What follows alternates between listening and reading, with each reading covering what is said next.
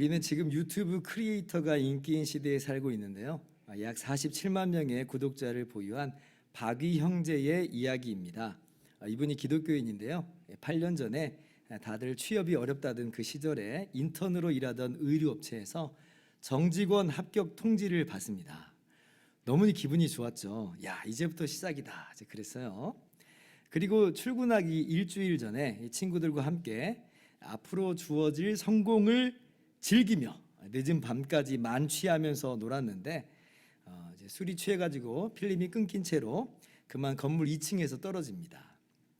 그래서 목이 부러지고 척추 신경이 끊어지는 심각한 중상을 입어요.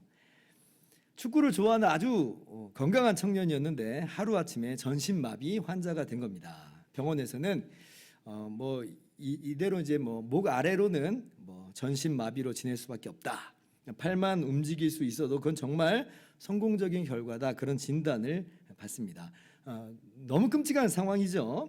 근데 아무데도 원망할 수가 없는 게 스스로 술 마시다 다친 거라서 하나님을 원망할 수가 없겠더라는 거예요.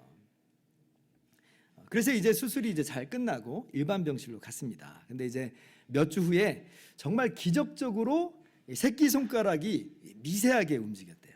너무 감사한 일이죠. 그런데 그래도 여전히 할 수 있는 건 아무것도 없어요. 누군가의 도움이 없이는 먹는 것도 할 수 없고 씻는 것도 할 수 없고 대소변도 할 수 없는 그런 처지예요. 간병인을 둬야만 뭐가 돌아가는 거예요. 그래서 이제 간병인을 둬야 되는데 근데 이제 간병인에게 자신의 밑바닥을 보여준 게 너무 싫었대요. 근데 이때 이 박위 형제의 남동생이 대학 졸업을 앞두고 있었는데 병간호를 자처하고 나섭니다. 학교를 휴학까지 하고 24시간 이 형 옆에서 간호를 하는 거예요. 너무 고맙죠. 그래서 언젠가 동생에게 물어봤대요. 동생 이름이 지우인데, 지우야, 너에게 장애란 뭐라고 생각해? 그랬더니 이제 돌아온 대답이 주저함이 없이 장애는 우리 가족을 단단하게 묶어준 하나의 끈이지, 이렇게 대답을 했대요.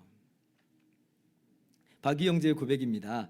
우리 가족에게 나의 장애는 분명히 이겨내기 어려운 고통이었을지 모른다. 그러나 이 고난을 극복하기 위해 우리 가족은 모두 똘똘 뭉쳐서 하나가 되었다.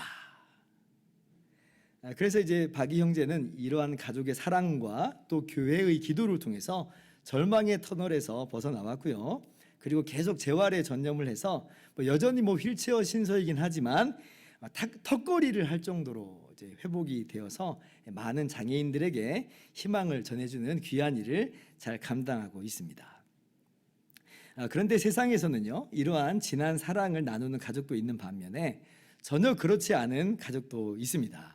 오늘 본문에서 만나는 요셉의 가족이 바로 그런 가족 중에 하나였어요. 야곱이요, 11번째 아들인 요셉을 편애하죠. 그래서 요셉에게만 채색 옷을 입힙니다. 다른 형제들은 다들 작업복 입고 열심히 일하고 있는 판에 요셉은 한마디로 외출복 입고 그 중에 있는 것과도 같아요.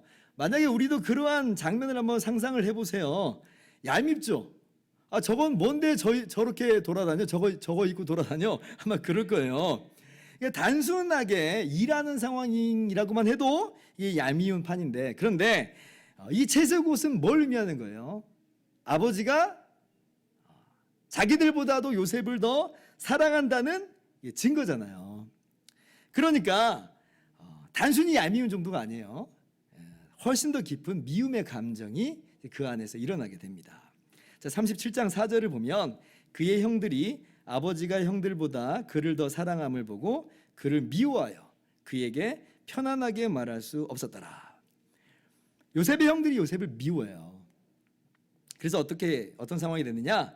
요셉에게 편안하게 말할 수 없었더라. 자, 여기서 편안이라고 하는 단어는 샬롬이 샬롬. 우리가 인사할 때 샬롬하고 인사하죠. 바로 그 샬롬이라는 단어예요. 그런데 형들이 요셉에게 샬롬할 수가 없는 거예요. 샬롬할 수가 없어요. 형제간의 이 샬롬이, 이 형제간의 이 평화가 깨져버린 거예요. 깨져버렸어요. 그러던 어느 날 이제 야곱이 요셉에게 형들이 양을 치는 그곳에 가서 안부를 이제 묻고 와라 이렇게 이야기를 합니다. 37장 14절을 보면 자, 이스라엘이 그에게 이르되 가서 내 형들과 양떼가 다 잘 있는지를 보고 돌아와 내게 말하라 하고 그를 헤브론 골짜기에서 보내니 그가 세겜으로 가니라. 지금 안부를 물으라는 거예요. 근데 여기서 잘 있는지를 보고할 때 이 잘 있다라고 하는 표현이 또 샬롬이에요. 그러니까 형들의 샬롬을 물으라는 거예요. 샬롬을 확인하고 와서 이야기를 해달라 하는 겁니다. 그래서 이제 요셉이 형들의 샬롬을 물으러 가요. 샬롬을 보러 가는 거예요. 그런데 그때 어떤 일이 벌어져요? 오히려 형들은 요셉이 오는 것을 보고 그리고 이 요셉을 애굽에 팔아 넘기는 그런 엄청난 일을 저질러 버려요. 그러니까 애시당초 형들에게 있어서는 요셉에게 대해서 샬롬할 수가 없었고 그리고 요셉을 애굽에 팔아 넘기는 것으로 샬롬이 완전히 깨졌어요. 형들은 전혀 샬롬하지 않은 거예요. 그런데 이제 13년 후에 하나님의 놀라운 역사와 섭리로 인해서 요셉이 애굽의 종으로 팔려갔는데 오히려 애굽의 총리가 되죠. 하나님의 놀라운 대반전의 역사와 기적이 일어난 거예요. 그리고 이제 요셉은 하나님께서 미리 알려주신 대로 7년간의 대풍년 기간 동안 곡식을 미리 잘 저장을 해둡니다. 그리고 이제 7년의 대흉년이 찾아왔을 때 그 미리 저장해둔 곡식으로 백성들의 굶주림을 도와줘요. 이것이 우리가 지난주까지 함께 살펴본 내용입니다. 그런데 이제 이러한 대흉년이 애굽 땅에만 있었던 게 아니고 지금 야곱의 가족들이 살고 있는 가나안 땅 역시도 심각한 기근에 허덕이게 됩니다. 그래서 야곱이 이제 요셉의 형들을 애굽 땅으로 보내요. 곡식 좀 사오라고 하는 거죠. 그런데 막내인 베냐민은 같이 보내질 않습니다. 요셉을 향한 그 편애가 이제 어디로 내려왔냐면 요셉의 동생인 이 베냐민에게로 이어지고 있는 거예요. 예전에 어떤 일이 있었어요. 요셉을 형들에게 보냈는데 돌아오질 못했잖아요. 요셉이 죽었다고만 이제 생각을 하는 거예요. 그러니까 그 트라우마가 여전히 야곱에게 있어요. 베냐민은 이제 보내질 않습니다. 그래서 요셉의 형들만 애굽으로 이제 오게 되는데 뭐 요셉의 형들은 지금 요셉이 애굽의 총리가 됐다는 거는 뭐 꿈에서조차 생각지 못하는 상황이에요. 그저 곡식만 지금 사러 온 것뿐인데 그런데 그렇게 곡식을 사러 온 형들을 요셉은 대번에 알아보죠. 그리고 형들을 정탐꾼으로 몰아요. 스파이로 몰아가지고 감옥에 가둬버립니다. 여러분 이게 충분히 가능한 이야기일 수가 있는 게 지금 다른 나라들 다른 민족들도 다 기근에 힘든 상황이에요. 근데 애굽만 곡식이 풍족하단 말이에요. 그러면 애굽에 눈독을 들일 수밖에 없어요. 그래서 애굽 입장에서는 외부인들에 대해서 충분히 신중하게 대할 수밖에 없는 겁니다. 자, 그러면 이제 요셉에게 드디어 복수의 때가 왔다고도 할 수 있을 거예요. 그동안 형들 때문에 정말 아무런 까닭도 없이 가족들과 떨어져서 13년간을 이 고생을 했어요. 이제 지금 눈앞에 원수들이 있는 거 아니에요. 지금 요셉은 절대적인 위치에 있고 그리고 형들은 절대적 약자니까 복수하려 치면 얼마든지 복수할 수 있는 상황입니다. 뭐 형들은 지금 요셉인지를 전혀 알아보지 못하는 상황이에요. 지금 자신들은 아무리 정탐꾼이 아니라고 이야기해도 받아들여지지 않습니다. 꼼짝없이 죄수의 신세가 되어버렸어요. 그런데 3일 후에 요셉이 형들에게 한 가지 제안을 하죠. 자, 다 감옥에 있지 말고 한 사람만 감옥에 갇혀 있고 다른 사람들은 일단 곡식을 다 가지고 가서 집안 식구들을 이제 살리라 하는 거예요. 그리고 당신들 입으로 막내 동생이 집에 있다고 했으니까 그 동생을 데리고 오면 정탐꾼이 아닌 줄 알아서 다른 형제도 다 풀어주겠다. 그리고 앞으로 이 땅에서 무역할 수 있게 해주겠다. 이렇게 얘기를 합니다. 이걸 보면 우리가 애초에 요셉에게 있어서 복수하고자 하는 마음이 전혀 없다고 하는 것을 잘 알 수가 있죠. 만약에 요셉이 복수심에 불탔으면 이런 일은 없는 겁니다. 계속 그냥 감옥에 두면 되는 거예요. 그리고 자기가 이제 야곱에게 직접 가든지 아니면 사람을 보내든지 하면서 저 요셉입니다. 이렇게 얘기하면서 굶주림을 해결하면 되는 거 아니에요? 그러면 아주 그냥 해피엔딩일 것 같아요. 근데 요셉은 그렇게 하지 않아요. 뭔가 요셉에게 다른 의도가 있는 것 같아요. 그리고 이제 시간이 제법 흐르게 됩니다. 여전히 기근은 그치지 않고 있고 지금 맹위를 떨치고 있어요. 그리고 애굽에서 사온 곡식은 다 떨어졌습니다. 이걸 보면 아마 대략 6개월에서 1년 정도 시간이 흐른 상황이다. 우리가 짐작해 볼 수가 있어요. 그럼 어떻게 해요?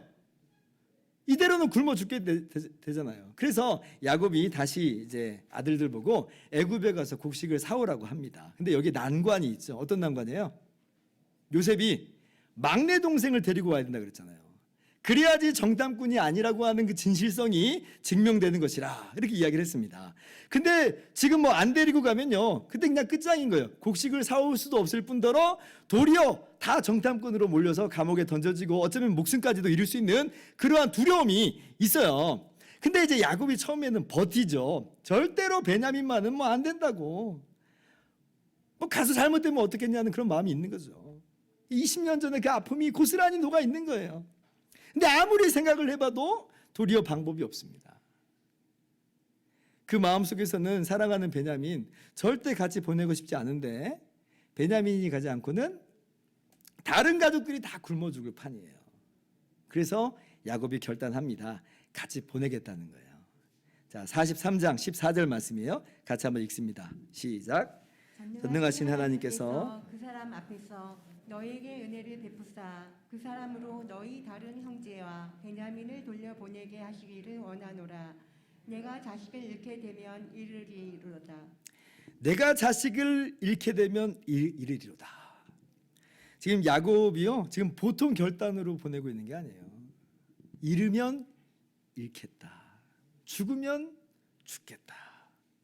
마치 지금 사지로 내려보내는 그런 심정으로 베냐민을 보내고 있는 거예요. 마치 전쟁 중에 자식을 전쟁터로 내보내는 부모님의 마음이 있잖아요. 그런 마음과도 같은 그런 마음이 야곱에게 있습니다. 어떻게 보면 지나치리만큼 지금 야곱의 편애가 있는 것을 다시 한번 확인하는 거죠. 아니, 다른 자식들은 똑같은 자식 아닌가 이런 생각이 들 수 있어요. 다 야곱의 자식들이에요. 어머니만 다를 뿐이에요. 근데 전혀 대우가 다르잖아요. 편애가 맞아요. 그런데 저는 이 구절을 보면서 문득 하나님 마음을 휘깃 엿볼 수 있었어요. 야, 정말 그렇구나. 여러분, 정말 그렇잖아요. 하나님께서 정말 사랑하시는 아들이 있습니다. 바로 아들 하나님이신 예수님이세요. 여러분, 예수님은요, 우리들하고 차원이 전혀 달라요. 우리들은 하나님께서 만드신 피조물일 따름이지만 예수님은요, 영원전부터 하나님의 아들 하나님이에요. 그래서 독생자라고 하잖아요. 하나인 그리고 유일한 아들이라 이런 뜻이에요. 그런데 하나님께서 그 사랑하는 아들을 내려보내세요. 사랑하지 않아서가 아니에요. 정말로 사랑하는 아들인데 이 아들을 보내지 않고서는, 그래서 십자가에서 대신 죽지 않고서는 우리가 살 수 있는 방법이 없는 거예요. 마치 야곱이 다른 가족들을 살리기 위해서 그 사랑하는 아들 베냐민을 보내야만 했던 그 찢어지는 심정을 하나님께서는 몇천 배 몇만 배로 가지셨을 거예요. 내가 잃게 되면 이리리로다.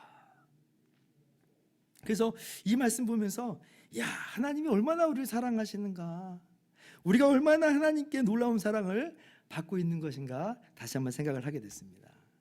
하나님이 세상을 이처럼 사랑하사 독생자를 주셨으니 이는 그를 믿는 자마다 멸망치 않고 영생을 얻게 하려 하심이라. 하나님께서 저와 여러분을 정말로 사랑하는 줄을 믿으시기 바랍니다. 자, 아무튼 그래서 야곱이 베냐민을 요셉의 형들과 함께 보냅니다. 그게 오늘 본문 말씀이에요. 그래서 이제 드디어 온 형제가 서로 이제 마주하는 자리입니다. 20년 만에 모든 형제, 12형제가 다 모인 거예요. 형들은 아직 요셉인지를 몰라요. 그리고 요셉이 나타나자 요셉의 형제들이 요셉에게 다시 한번 절을 합니다. 26절이에요. 요셉이 집으로 오매 그들이 집에 들어가서 예물을 그에게 드리고 땅에 엎드려 절하니. 요셉이 꿈을 2번 꿨잖아요. 절을 받는 꿈을 2번 꿨어요. 근데 정말 그 꿈대로 형들이 2번 처음 왔을 때도 엎드려 절하고 2번째 왔을 때도 이렇게 엎드려서 절을 합니다. 참 기가 막힌 하나님의 손길이에요. 하나님께서 뜻하신 대로 그대로 된 거예요. 그런데 이때 요셉이 형들에게 아주 의미심장한 말을 합니다. 자, 27절 말씀인데요. 한번 같이 읽어볼까요? 시작. 요셉이 그들의 안부를 물으며 이르되 너희 아버지 너희가 말하던 그 노인이 안녕하시냐? 아직도 생존해 계시느냐? 자, 언뜻 보기에는 요셉이 지금 아버지 야곱의 안부만 묻는 것처럼 보이는데요. 그런데 원문을 보면 요셉은 지금 두 대상에게 샬롬을 묻고 있는 것을 우리가 볼 수가 있습니다. 표준 세번역 번역 성경을 제가 한번 가져와 봤는데요. 제가 읽을게요. 요셉은 그들의 안부를 묻고 난 다음에 전에 그대들이 나에게 말한 그 연세 많으신 아버지도 안녕하시오. 자, 형들에게도 샬롬을 묻고 아버지의 샬롬도 묻고 있어요. 굉장히 의미심장하죠. 왜냐하면 20년 전에 형들은 요셉에게 샬롬할 수가 없었다 그랬거든요. 샬롬하지 않았어요. 샬롬할 수 없을 정도로 미움과 시기가 그들 마음에 가득했단 말이에요. 그래서 어쩌면 요셉은 그때를 떠올리면서 형들에게 묻고 있는 것일 수 있어요. 이제는 샬롬할 수 있겠습니까? 아니면 아직도 샬롬할 수 없는 겁니까? 근데 이어지는 구절을 보면 형들의 대답 중에 아버지의 샬롬은 이야기를 해요. 그런데 흥미롭게도 자신들의 샬롬에 대한 언급은 나와 있질 않아요. 28절 보세요. 그들이 대답하되 주의 종 우리 아버지가 평안하고 지금까지 생존하였나이다. 아버지는 샬롬해요. 그러면 형들의 샬롬은요? 뭐 단순히 성경이 지금 기록을 안 한 것일 수도 있지만요. 어쩌면 형들이 거기에 대해서 대답을 안 한 걸 수도 있어요. 분명한 건 뭐냐면 성경은 분명히 우리들에게 의도적으로 말씀하고 있어요. 뭘 말씀해요? 형제들에게 샬롬이 없어요. 형들에게는 샬롬이 없다는 거예요. 요셉을 미워할 때부터 샬롬은 사라져 버렸고 요셉을 애굽에 팔아 넘겼을 때에 그들의 샬롬은 완전히 박살나 버렸어요.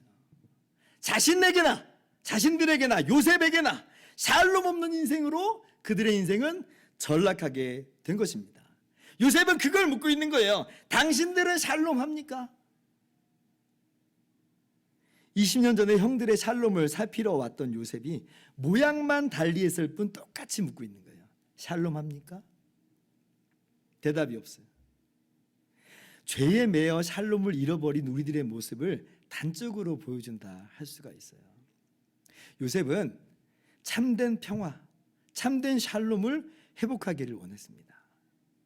그래서 사실 지금 자신의 동생 베냐민까지 확인을 했으면 뭐 곡식을 줘서 돌려보내든지 아니면 이제서 이제 자신의 정체를 드러내면 될 텐데 그렇게 하질 않아요.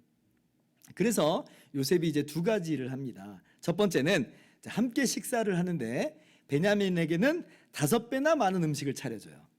34절이에요. 같이 또 읽어볼까요? 시작. 요셉이 자기 음식을 그들에게 주되 베냐민에게는 다른 사람보다 5배나 주매 그들이 마시며 요셉과 함께 즐거워했더라. 베냐민에게 음식을 주는데 5배나 많은 음식을 줘요. 사실 요셉이 지금 은밀하게 자신이 누구인지 힌트를 주는 거예요. 형들은 한 번도 말한 적이 없는데 이 음식 자리에 요셉이 형들의 나이 순서대로 딱 앉혀요. 10명이나 되는 형들을 나이 순서대로 앉혔다. 무슨 로또도 아니고 어떻게 알아요? 힌트를 주는 건데 근데 형들은 전혀 몰라요. 놀랍게는 여기는데 이상하게는 여기는데 아직도 눈치를 채지 못합니다. 그리고 베냐민에게는 5배나 많은 음식을 주는 거예요. 여러분 이게 굉장히 의아한 모습이에요. 왜 베냐민에게는 5배나 많은 음식을 차려줄까? 물론 뭐 요셉이 베푸는 음식이니까 모든 음식이 맛있고 또 좋은 음식이 되지만 베냐민 자리에는 이 음식이 막 수북하게 있는 거예요. 한번 상상해 보세요. 비싼 한우 쇠고기를 우리가 먹는데 우리는 그 한 점도 귀해가지고 아껴가면서 조심조심 먹는데 근데 베냐민에게는 계속 쇠고기를 갖다 주는 거예요. 물론 어떤 면에서는 요셉이 하나밖에 없는 동복 동생인 베냐민을 사랑해서 그렇게 한 것이기도 하겠지만 근데 그걸 바라보는 형들의 마음에는 다시 한번 어떤 부분이 자극되고 있는 거야? 이거 뭐지? 라고 하는 생각이 들 수도 있다는 말이에요. 안 그래도 아버지 야곱이 베냐민을 편애한 것을 생생하게 경험했어요.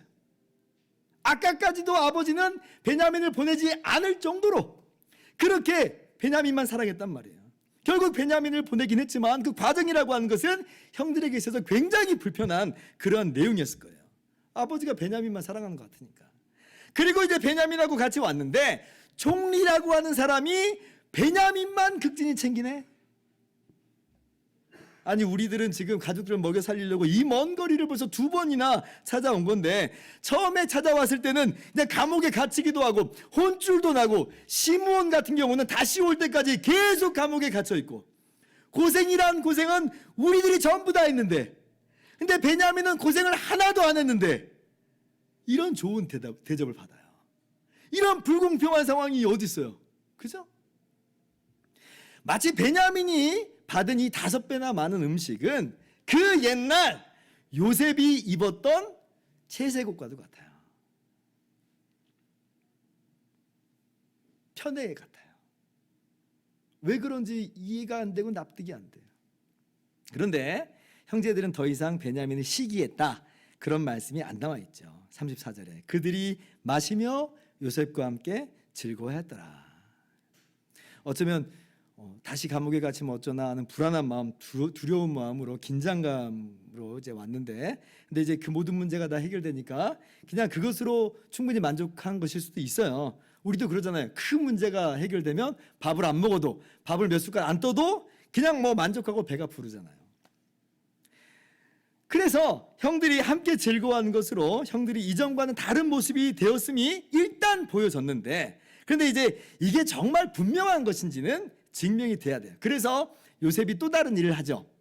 어떤 일을 해요? 은잔으로 시험을 합니다. 요셉이요, 자신의 은잔을 아무도 모르게 베냐민의 짐에 넣습니다. 그리고 이제 요셉의 형제들이 곡식을 싣고 이제 집으로 돌아가는데 청지기를 보내서 급히 따라잡게 하잖아요. 그러면서 물어요. 왜 내 은잔을 훔쳐갔냐는 겁니다.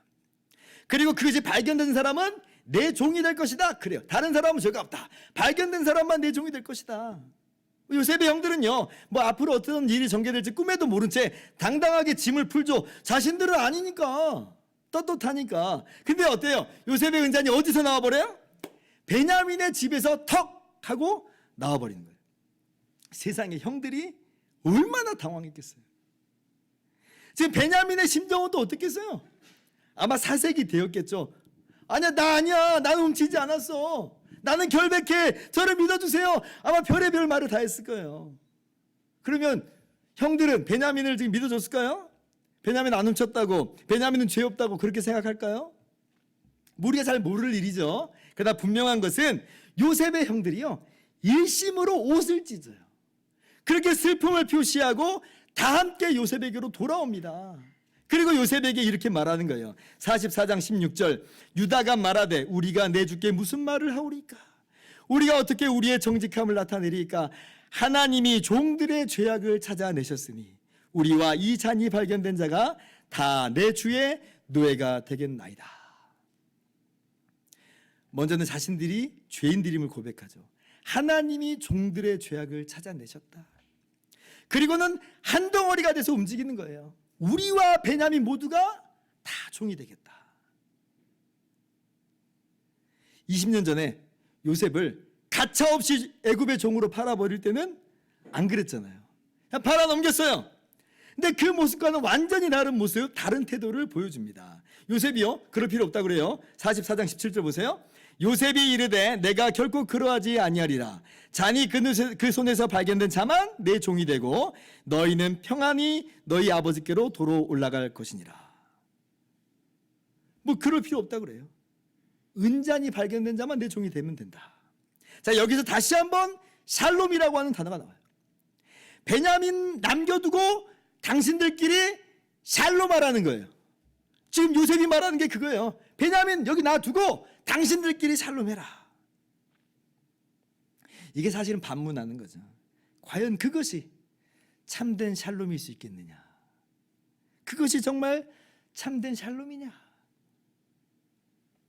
그럼 형들은요, 어때요? 자신들은 해본다고 했으니까 뭐 그래 뭐 어쩔 수 없지 하고 그냥 돌아갈 수도 있었을 거예요. 야곱에게는 우리는 정말 아무런 문제 없이 일 처리를 다 잘했는데 베냐민이 대형 사고 쳤다고 뭐 그렇게 말할 수도 있었을 거예요. 그런데 이제 형들은 그렇게 하지 않습니다. 그래서 유다가 어떻게 말해요? 내가 대신 종으로 남겠으니까 베냐민은 돌려보내달라고 그렇게 간청을 해요. 이렇게 해서 요셉의 테스트, 요셉의 확인 작업은 마무리가 되는 거예요. 베냐민은 남겨두고 너희들은 샬롬하라 했는데 우리는 그럴 수 없다. 내가 대신 종이 되기까지 하겠다. 여러분, 이게 무슨 뜻이에요? 베냐민을 애굽에 남겨두고 가서는 우리가 샬롬할 수가 없다는 거예요. 그건 샬롬이 아니라는 거예요. 그 말은요, 요셉에게 이렇게 들렸을 거예요. 20년 전 요셉이 미워서 요셉에게 샬롬을 말할 수 없다고, 요셉을 애굽에 팔아넘기기만 하면 내가 속이 다 후련하고 우리가 샬롬할 수 있을 거라고 생각했지만, 그러나 우리에게는 그때부터 샬롬이 없었습니다. 우리는 샬롬을 잃어버린 사람들이었습니다. 이런 고백으로 들리는 거죠. 진정한 참회와 뉘우침이 요셉의 형들에게서 고백되어 있는 거예요. 물론 요셉에게 직접 자백한 것은 아닙니다만은 베냐민을 향한 그 태도 속에서 얼마든지 형들의 변화된 모습을 발견할 수가 있는 거예요. 나중에 요셉에게도 직접 죄의 용서를 구하는 내용도 나옵니다. 그런데 오늘 요셉은 이것으로 충분해요. 그래서 요셉이 드디어 형들에게 자신을 밝히고 마침내 참된 화해, 참된 샬롬을 이루게 됩니다. 그러므로 우리가 오늘 말씀을 통해서 정말 귀한 교훈을 깨달을 수 있어야 되는데, 그게 뭐냐면 시기와 질투, 비교와 경쟁으로는 절대로 참된 샬롬을 이룰 수 없다는 거예요. 내가 어떻게 하든 더 남들보다 높은 자리, 더 나은 자리로 올라갈 수만 있다면 그러면 나는 정말 평안할 거야. 저 사람만 사라지면, 저 사람만 내 눈앞에서 사라지면 그러면 나는 샬롬할 거야. 아니요, 그건 거짓이에요. 그렇지 않아요. 요셉이 눈앞에 사라졌는데 그렇다고 해서 요셉의 형들에게 샬롬이 찾아왔어요? 그렇지 않아요. 여러분, 이것은 두 가지 이유 때문에 그렇습니다. 첫 번째는 비교와 경쟁이라고 하는 건요, 한 번만 하고 끝나는 게 아니라 상대가 존재하는 이상 끊임없이 무한히 계속되기 때문에 그래요. 즉, 나라는 존재는 어떤 존재냐면 끊임없이 비교하는 존재입니다. 이게 인간이에요. 그리스 신화를 보면 우리 인간 사회의 단면을 잘 표현해 주는 것을 우리가 알 수가 있는데, 트레오파스와 에리직톤이라고 하는 그 사람의 이야기가 그렇습니다. 이 아버지인 트리오파스가 어떤 사람이냐면 자기 형제 테나게스를 시기해서 살해를 해요. 마치 성경에서 이 가인이 아벨을 살해한 것과도 같아요. 이게 인간이라고 하는 거예요. 그리고 그 트레오파스의 아들인 에리직토는 신에게 불경죄를 저질러 가지고 저주를 받는데, 그 저주가 뭐냐면 아무리 먹어도 허기를 느끼는 저주를 받아요. 마치 영화상의 좀비와도 같죠. 좀비가 먹어도 계속 배가 고픈 게 좀비거든요. 그래서 이 에리직톤이요, 굉장히 부자였는데 재산을 다 팔아서 자신의 허기를 채워요. 근데 감당이 안 돼요. 그러니까 이제 어떤 일까지 하냐면 자신의 딸까지 팔아서 허기를 달랩니다. 근데 아무리 그렇게 해도 허기가 채워지지 않아요. 마지막에 방법이 없으니까 이제 자신의 몸뚱아리를 뜯어먹어요. 자신의 팔다리를 잘라먹고 엉덩이에 몸통까지 뜯어먹고요. 최후에는 자신의 입술까지 뜯어먹고 이빨만 남은 채 마침내 죽고 맙니다. 이게 뭘 말하는 거냐면 인간이란 끝없는 탐욕의 화신이라는 것을 잘 가르쳐주고 있는 것인데, 그 탐욕의 이면에 뭐가 자리 잡고 있는 거냐면 시기와 질투가 자리 잡고 있다는 거예요. 그래서 죽을 때까지 비교하고 경쟁하면서 욕심부리다 가는 것이 인간이다라고 하는 것을 잘 보여주고 있죠. 그러니 저 사람보다 높아지면 혹은 저 사람만 눈앞에서 사라지면 나는 평안할 거야? 아니요, 절대 그렇지 않아요. 딴 사람이 나타날 거예요. 딴 사람이 나타나요. 그리고 두 번째 이유는 마침내 눈앞에 모든 사람이 다 사라지고 내가 정점에 이르렀다고 생각하잖아요. 그러면요, 사람은요 거기에 아무것이 없다는 것을 깨닫고 또 이제는 또 깊은 허무감에 빠져요. 또 다른 의미에서의 샬롬이 없어지는 거예요. 박찬호 선수가 그랬다고 그래요. 우리나라 최초의 메이저 리그잖아요. 메이저 리거. 정말 출중한 야구 선수입니다. 이분의 이제 선수 생활 때의 목표가 뭐였냐면 그 일본인 투수 노모 히데요의 동양인 최다승을 깨뜨리는 게 이제 목표였어요. 그래서 이제 각고의 노력 끝에 2010년 이 동양인 최다승 기록을 세웁니다. 굉장히 기뻤죠. 근데 그 기쁨은 잠시일 뿐 마음에 깊은 공허감이 찾아왔대요. 그래서 이제 그 공허감을 이기지 못하고 이제 메이저리그에서 그의 은퇴했다는 그 글을 읽어본 적이 있습니다. 뭐 물론 20여 년 동안 뭐 길게 생활을 했으니까, 선수 생활을 했으니까 은퇴할 때가 돼서 뭐 한 것도 한 것이지만, 정상에 섰을 때 무엇이 있는지를 우리들에게 잘 이야기해 주는 거예요. 아무것도 없다는 거예요. 공허감만, 허탈감만 찾아오더라는 거예요. 그러니 시기와 질투와 비교와 경쟁으로도 샬롬은 없고, 혹 정상에 선다고 해도 샬롬은 없어요. 이 세상에 우리 인간에게는 샬롬이 없는 거예요.